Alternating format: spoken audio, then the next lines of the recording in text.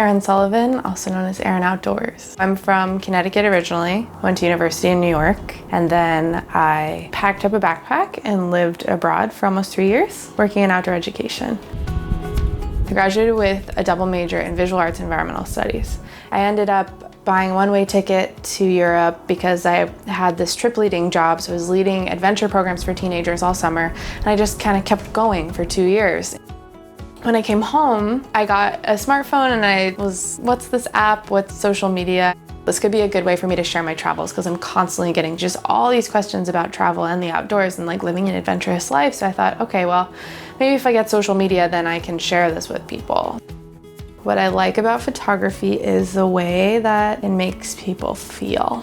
For me, empathy is a big driver for why I do anything. And if I can create an image that makes somebody feel something, that's why I'm doing it. I hope that people feel inspired when they look at my work. I hope that they see a bigger picture within it, whether it's a picture of a person or a big landscape or wildlife. I want them to realize and recognize that that was taken here and that they're also part of that story. My work is heavy on narrative, on nostalgia, on light and feeling. So I really want photos to feel how they felt to me. My most favorite scenes to shoot are special moments that really speak to place.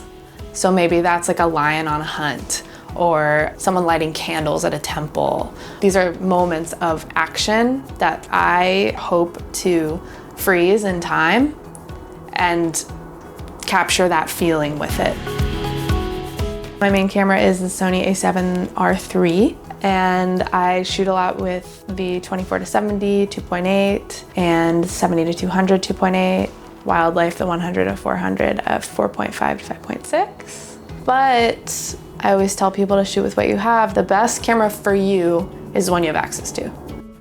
Photographers have a really incredible opportunity to share that stuff and remind all of us that like this is where we live. And then on the other side of things, I think photographers have the power to show like this is happening. We need to do something.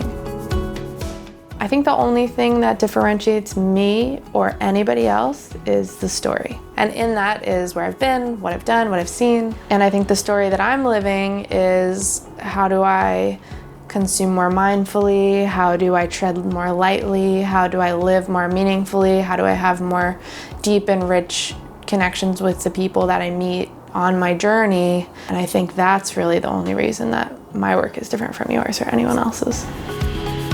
I have this photo of this woman who was at a market in Myanmar, and we like made eye contact across the market, and I kind of smiled at her and like nodded and pointed to my camera, which was hanging on my hip, and just pointed at it and kind of raised my eyebrows like, can I take a picture? And it's just a really cool interaction, and I feel that that photo definitely speaks to that whole interaction for me.